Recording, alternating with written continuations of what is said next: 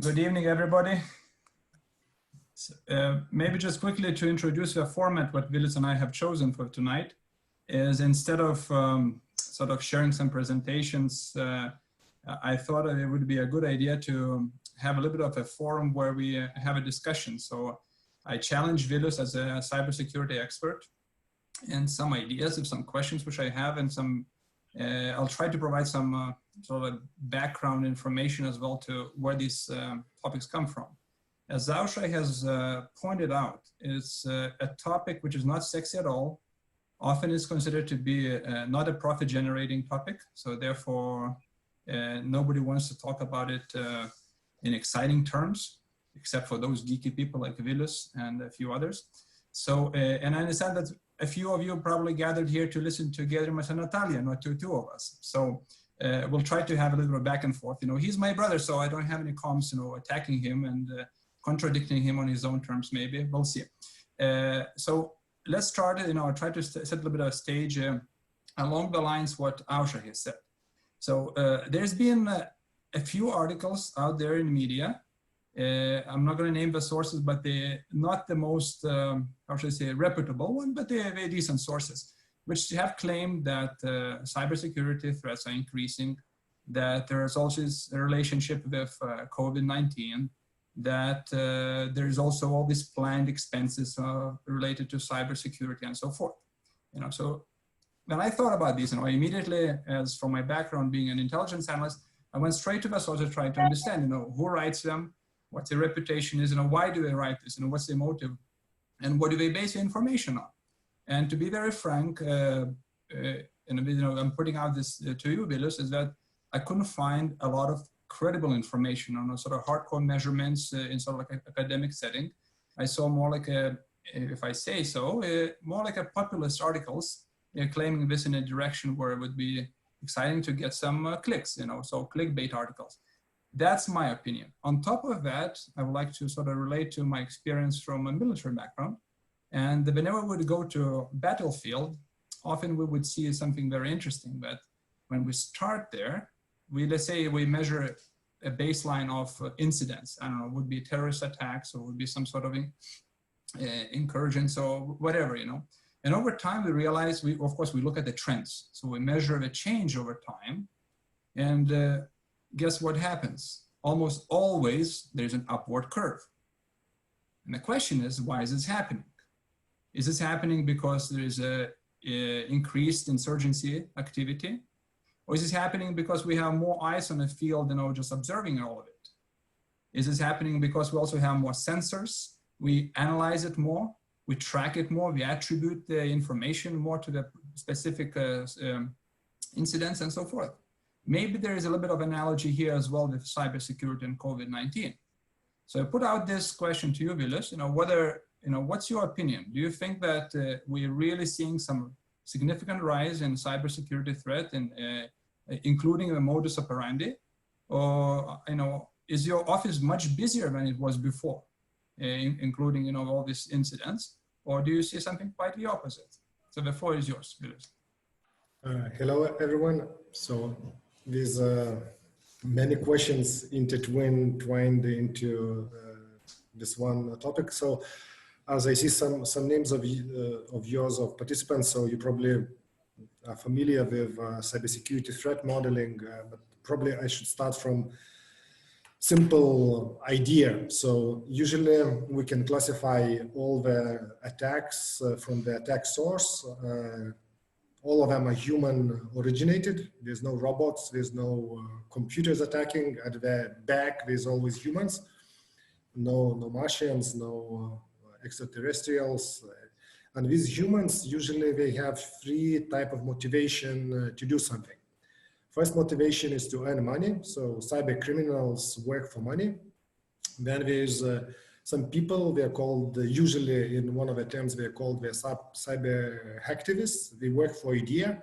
So if you believe that Pepsi is better than Coca-Cola, so we can do a lot of things, hack a lot for that idea or any alternative idea, ideological, religious, other, and create disturbance. The first group, they are not interested in fame, they're interested in earning money. The second group, they're interested in making as much as possible noise. They're not interested in earning money.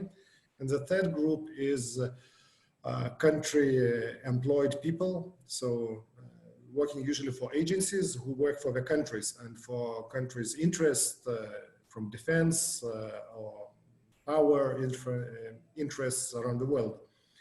So if we're putting in the context, so cyber criminals still want to earn money, and for them, any crisis is a possibility increase in revenue, because then people are in crisis or emotionally aroused, then they click easier, they get affected to do instant behavior easier.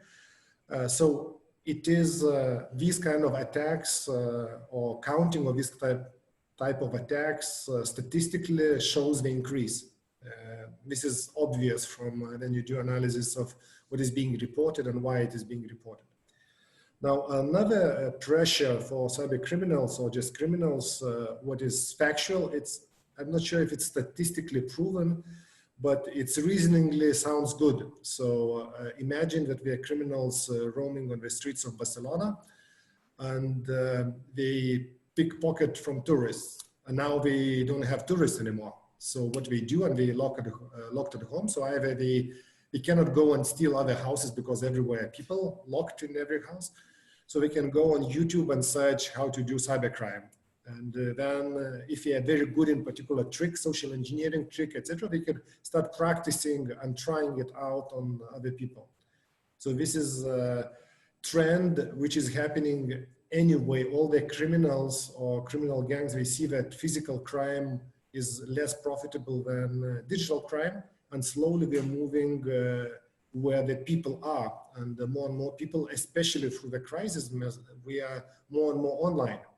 So there's a fertile land for this kind of activities. And for the nations, what is being reported so hacktivists, hacktivists probably not so much. They're not visible a lot on cybersecurity. There's not much of activity happening. And the countries, there's some alleged reporting that countries defending their interest, even what relates to the virus vaccine creation or remedies creation, that they put forward their agendas and spy on their beloved neighbors or not so beloved neighbors, and then trying to extract or do the mission or strategic mission. So this is a kind of situation what I observe from all the media and activities, but daily these trends without crisis, they would still go on. The cybercrime would increase.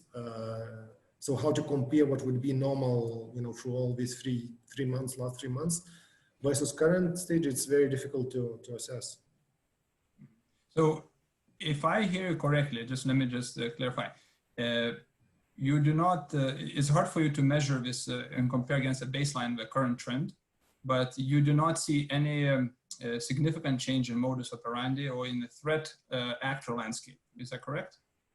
Due to particularly COVID-19. So if we don't say that phishing emails with COVID-19, it's different from phishing emails saying that earthquake happened or something else, another crisis events where criminals are trying to waiting for any new wave and then trying to abuse it and target the campaigns. Otherwise, not so much, because technology did not change, vulnerability landscape did not change. Mode of operandi of the cyber criminals through last half a year, 1 year, it's changing to get bigger money to ransom companies. So it still continues without interruption. So it's nothing due to COVID-19. All right, clear. So you mentioned something quite interesting. Anyone here who has dealt with risk modeling, they would know that risk is usually of two sides, like a coin has two sides. You're always looking at the threat side, and you look at your vulnerability side. And of course, the means to fight. So let's look at this vulnerabilities. So Vilius, you have just said that according to you, vulnerabilities landscape hasn't changed much either. Is that true? I mean, did COVID-19 is undergoing, of course, a situation. Are you certain that we're still, and let's look from business point of view only, because we know we focus here on business owners, not on the old grandma and grandpa. So from business owner point of view, do you think vulnerabilities at the company level in terms of cybersecurity haven't changed much? So then in cybersecurity, when we talk vulnerabilities, instantly the first thought is about technical vulnerabilities, and then we move on to another social vulnerabilities of humans. And the axioma is that as soon as technologies become resilient, humans are targeted to be hacked. So it's even, we can think that if technologies are hit, then means that people are not targeted, because nobody needs to target people. You can get the same objective by just hacking technologies.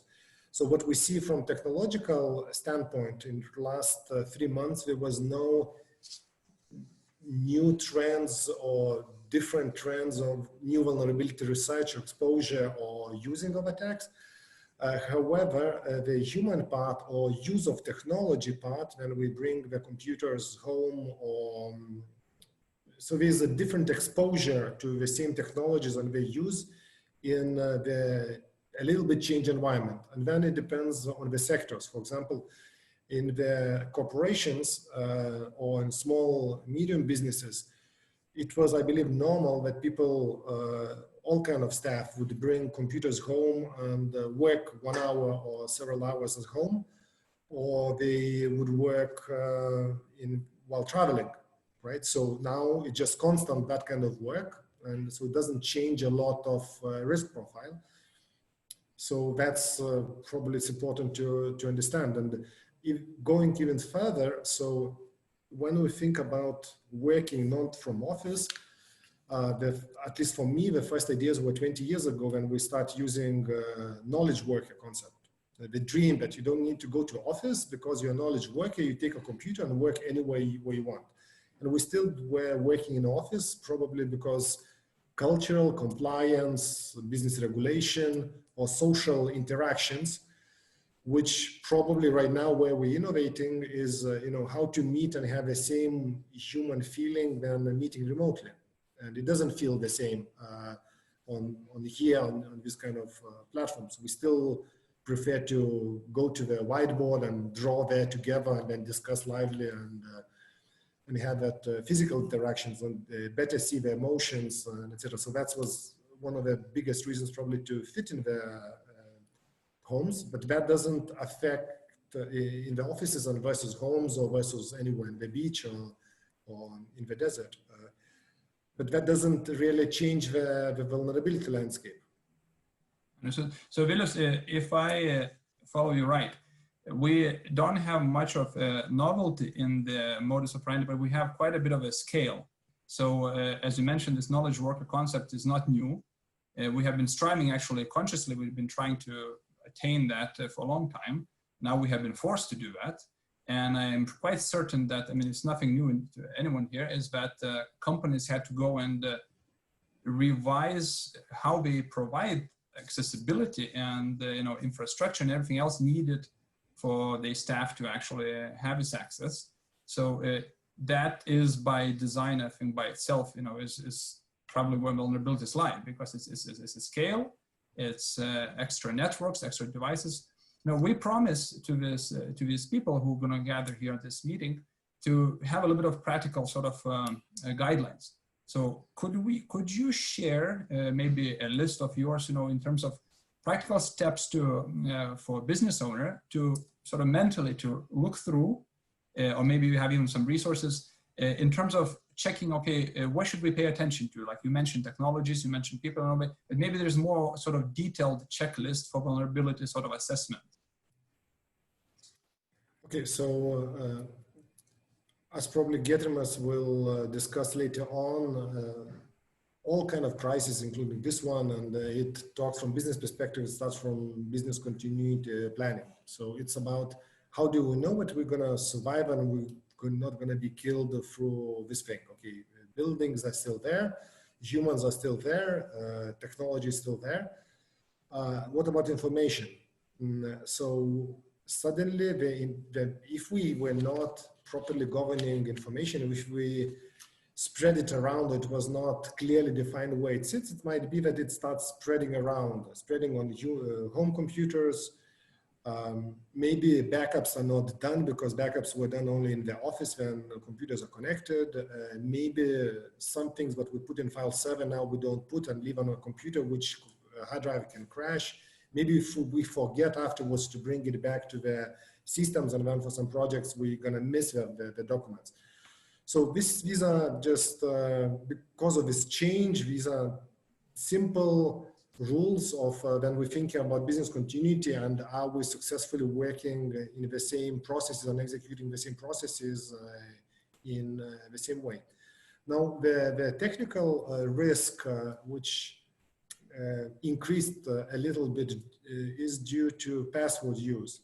So suddenly we have to expose computers outside a little bit more. It depends on the area. For example, in government sector, I believe that's much more. If it was not practiced, if there were desktop computers and people, elderly people or older staff would come and type in the password, simple one on this computer, and then they would just connect and do their work.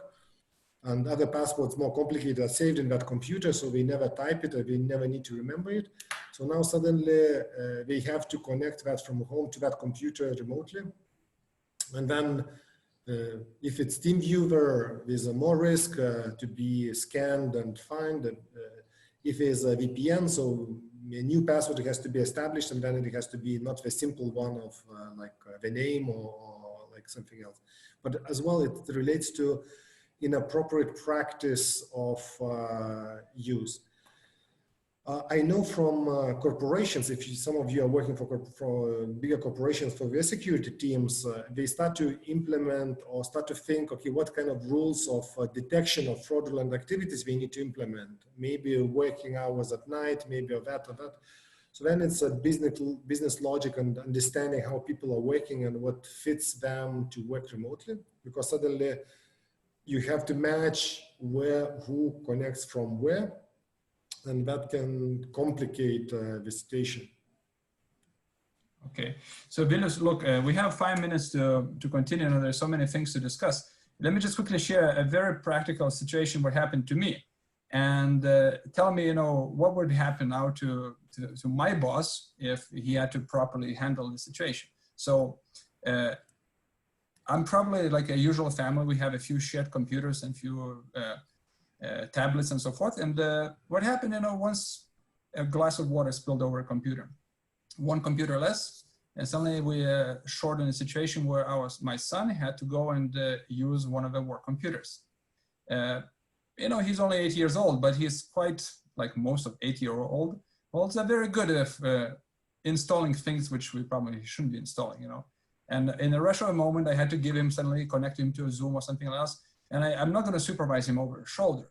So I step away, I come back, and I have no idea, I cannot track every step of everything what happens to my computer suddenly. And I assume I'm not very unique. So what happens now when I take my device back to office, back to work? Is there some, should company owners and directors and IT, especially heads of IT, think about this?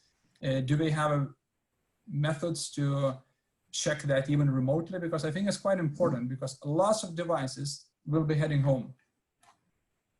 I'm sorry, will be heading back to the office afterwards.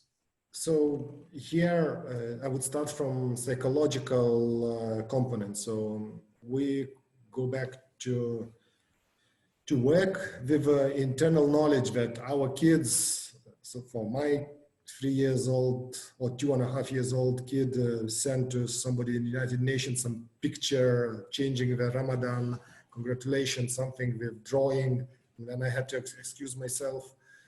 And other experiences where suddenly a kid, took my phone, probably changed the music, but at the same time, he successfully did a lot of other things. So we come back to office with that knowledge. And then it brings us particular risk internally or some bad feeling on what's going to be now. And maybe there's a risk, maybe not. So there should be proactive communication from the top management of organization, IT directors, etc. That then we're coming back. If there's some concern, let's discuss.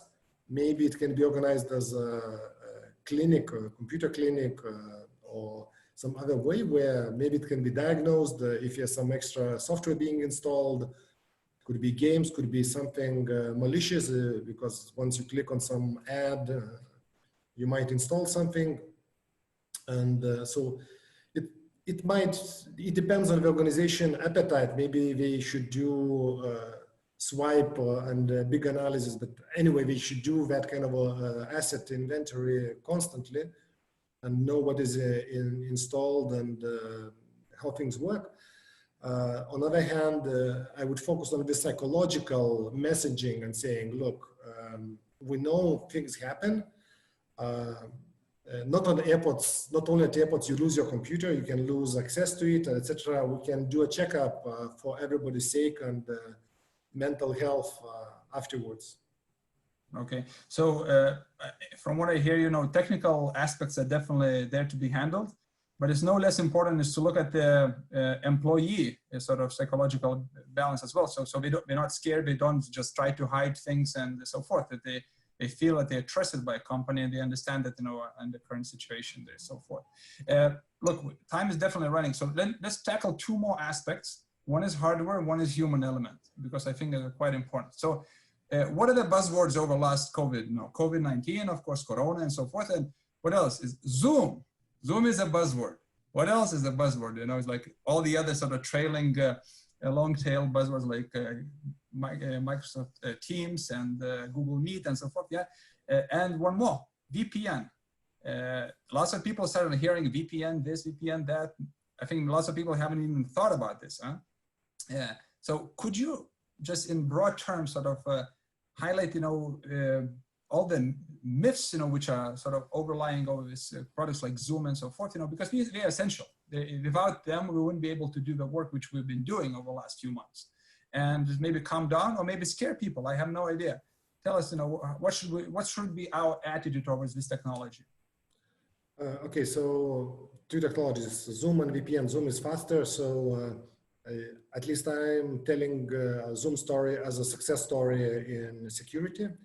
Why is that? Because as soon as the usage 10 times increased and people start to find different bugs and security questions, Zoom said that we stopped developing features. We focused for next 3 months on security. They hired top brains as a consultants to fix things and companies in the world. And then they acquired one company with cryptographers just to work on the encryption protocols, etc. So at the end, they're gonna go out from crisis extremely strong because how they ride the wave. What are VPNs? So there are two profiles where we should think about VPNs. One profile is I'm in the country where my security, physical security is threatened, do what I communicate, what I write, what I do. And that's why I don't want ISP and others to profile me and see where I'm communicating and try to attack me as a journalist, as activist or something. So this is, I don't know, maybe some of you are in that scenario. That's why VPNs, that's where VPNs are needed, and you change the location and then you protect from local disturbances in that country. Second profile is securing the company assets. So if something is exposed to internet, then all the internet from North Korea to South Chile, Serbia, Romania, and elsewhere, they can touch and play with your technology, exposed technology, and try to probe, try to put some guest passwords, etc. If you place that behind VPN, then you're limiting only to those who connected to VPN. And then it's easier to harden a VPN, to use a second factor for VPN connection, or with physical vulnerabilities or technical vulnerabilities protection. That's how you limit, you introduce second gate to your assets, and then it's easier to control, to monitor who accesses the assets. So these are the ways how to think and the most appropriate way. I suggest not to focus that you're going to be attacked so much in cafes and at home, hacked, etc., because it might happen, but it's 4 months ago equally as now, depending what kind of devices you have, and maybe they're cheap and hackable, or maybe we send any data anyway to China or Russia, or as a Samsung TV sending to back home to Korea. So it doesn't change what relates to COVID threat profiling. Understood. So to wrap it up, I think what you bring up, what brings us up, to the most important question is actually, from what I believe, from my work and from my experiences, one of the most biggest part in this entire risk profile equation is actually human. The way humans behave, the way they interpret information when it reaches, the way they're vulnerable, under different circumstances and different environments. And so maybe you could provide your perspective on this human element. And I'll just quickly share one very, very brief story about Lithuania and what I have done about a year ago. I started vetting all the LinkedIn invitations. So what happened is I realized that, I get quite a few LinkedIn invitations with no particular reason, but they share lots of common friends, among whom most of are very notable Lithuanian people, lots of business owners and so forth. But the profiles themselves were definitely not true profiles. They were fake profiles with, sort of made up identities. So I did my own due diligence, and so as part of my job, what I do investigations, and I realized that they don't exist, or at least they don't exist the way they pretend to be. And I asked the people who were friends with them, all of them, those who responded, of course, and they said, these are notable Lithuanian people. And they said that, oh yes, we accepted. We thought that it was a valid invitation because others were friends already with that person. So my point is, you never know whether you're a target or whether you're a gateway to somebody else. But the softness, in human psyche is where at least I personally see the biggest vulnerabilities. What do you think of this? True. Yesterday's story in one of the communities here, non-public communities on cybersecurity, one specialist expert asked, so have you heard about this cybersecurity company which seems to originate from Lithuania? And then I went on LinkedIn and see, okay, there's 3 people mentioned as located in Lithuania. One of them, the name was Slavic. I looked at the profile. Interesting, representative in ambassador to ambassador in Myanmar. Before that, Sputnik News editor or social media something, and something else. And this is a pure technology company, and it instantly gives some ideas, okay, what we don't want to touch. And another story is there was one nice lady from somewhere connecting to me, and I see that her friends already are chief security officers of the Lithuanian banks. That's the only common friends as well. And then look at the photo, Google it, okay, another person name. So it happens. We need to understand that we cannot recognize on the street who is a bad guy. And then we're in Barcelona and somebody wants to steal our passport from the pocket or telephone, etc. We just live on and we understand that these are the profile. We leak more data online comparing to physical. We leave traces much more in digital world, and we just need to learn how to live in that. Right now, there's huge problems in the US for unemployment benefit collection because somebody registers on somebody else's data and get the money, and you cannot do anything about it. I doubt that would work in Lithuania just because we are better protected by digital identities and how we work with digital signatures and all ecosystem. So we're in some ways we're stronger and more resilient. So my wish is for everybody to bring your critical mind and consider always what is this, and not to be afraid of experimenting and knowing that you're gonna fail and live on. Our biometric data is going to be used more and more for cyber authentication, for computer authentication, which can be replicated and even printed. And one day it's going to be done like this. We just need to learn how to live and survive. Thanks, Vilius. I think we ran out a little bit over time. So Ausra, I think that I give it the floor to you now for maybe some other questions. Yes, we have a couple of questions from the audience.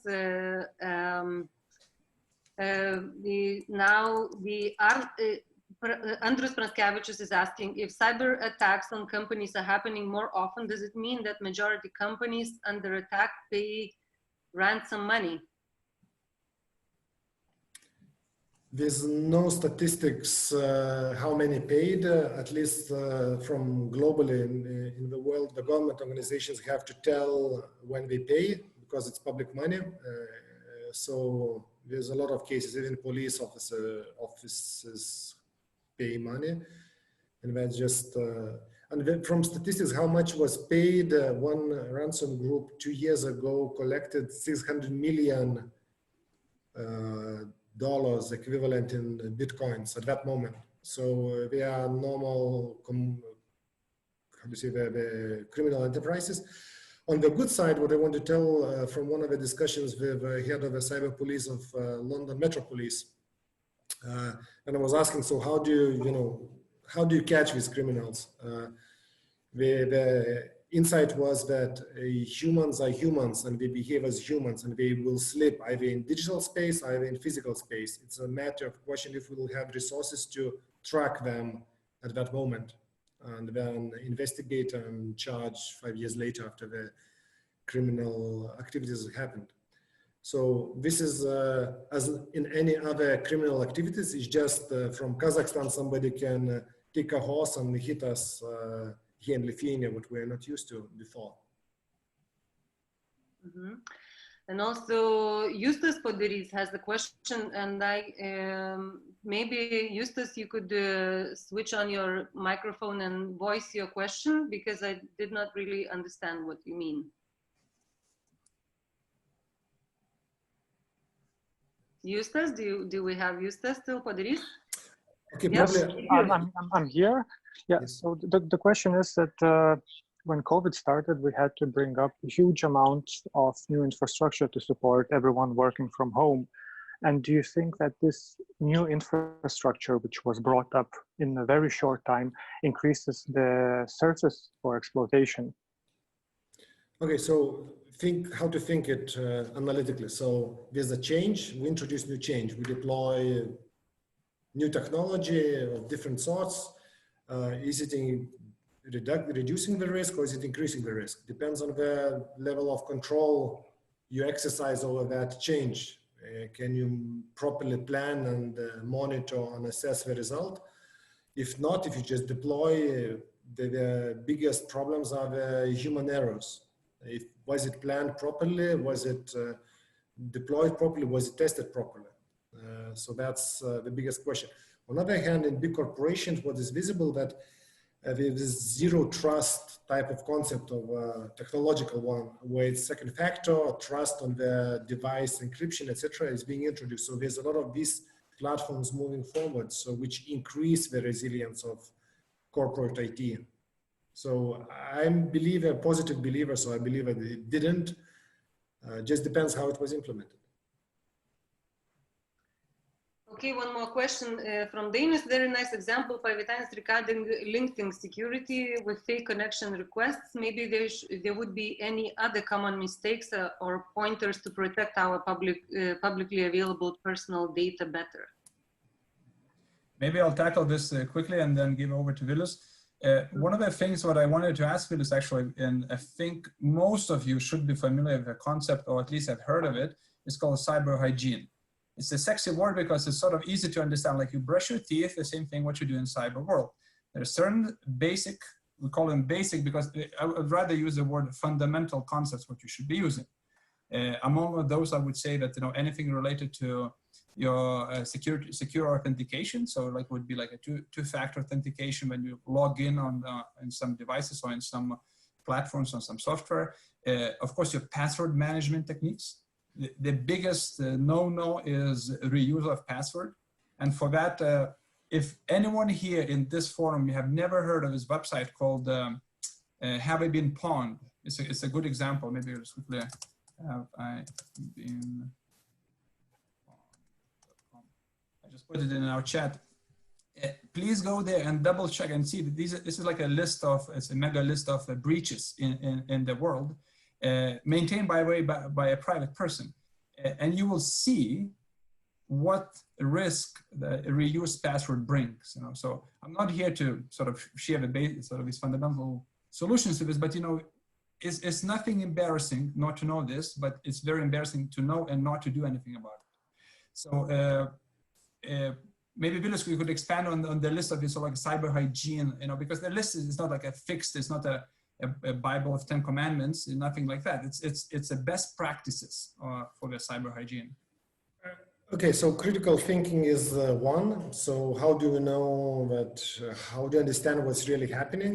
And usually we can't, because technologies are changing and new platforms appearing, and then these new platforms, they introduce new risk. They're not perfect until this incident happens, and then we heard that with celebrities and Instagram here in Lithuania several months ago. And so what additionally probably I would like to suggest to you is to ask yourself the question, so how do I know whom I'm gonna call if particular thing what happened to somebody? Somebody got stolen identity, somebody got stolen the car, somebody got stolen, I don't know, money, bitcoins, there was ransomware, etc. So do you know whom you're gonna call? And or DDoS in Lithuania, even recently there were these DDoS attacks in Telia, quite widespread. So in LRT was affected, and so, and it's a question, do you know whom you're gonna call and what kind of service you can, assistance you can get? If you don't, it's a good time right now just to call your providers, call your, and then you'll find out that, for example, if you use Microsoft Cloud, Office 365 or others, there's nobody to call there. So if Microsoft collapses or Google collapses, that's it. You do whatever, you should maybe have offline backups from which you can recover at least data that you need to work on somewhere. So you have to think about this. Can you call, and how do you know that we're not gonna go bankrupt, change the profession, others? Are their contracts improper, and these organizations are working? And so that's just a simple way of thinking through your resilience posture. Maybe I'll just add one, at least from my experience, a very important point to this. Recall about the human element. So it very much depends how targeted you are. My mother yesterday got a call on a Viber by a person saying, we'll help you with COVID issues and blah, blah, blah. It's Lithuanian number and so forth. It's a blank call, which anyone can get. But if you are a target, then you're profiled. Then, for example, I run a business where I'm at the moment, I've been shipping things from China. And suddenly, coincidentally or not, I start getting specifically targeted emails with headings from DHL and FedEx of companies which I'm using to transfer goods with some suspicious attachments. That's a little bit more targeted. Still not super sophisticated, but already can catch. Even more interesting things that happens is that suddenly you're on the target, and then you approached, for example, when someone overtakes an email account of your colleague or even your boss. And I think Vilius would have an example to share on that. And just my point, my message is here, this. It very much depends how much of a target you are. And if you're a very important target, the chances for you to survive these attacks are quite small. Because if state takes an action against you, trust me, they'll find a weakness and a way to get to you. So the only way to get around this is critical thinking, as Vilius said. That's the only way, not technology. And it helps with practicing. So for this iPhone, there was one time when I get message pop up saying that iCloud account being connected, and it shows location, China. Okay, so that gives me some knowledge that, okay, interesting, this is interesting. For Twitter, many times to reset the password, other things. And so that gives, the battle practice or exercises, but one day it might happen something even else, but it's happening. So usually in the conferences, I ask how many people got that experience themselves or know close people to them who showed or shared, it's less than 10%. So that means that probably most of you never experienced it, but when you experience it, you're gonna be stronger. That's my suggestion. Wait for that moment, and let's hope that the price will not be a big one.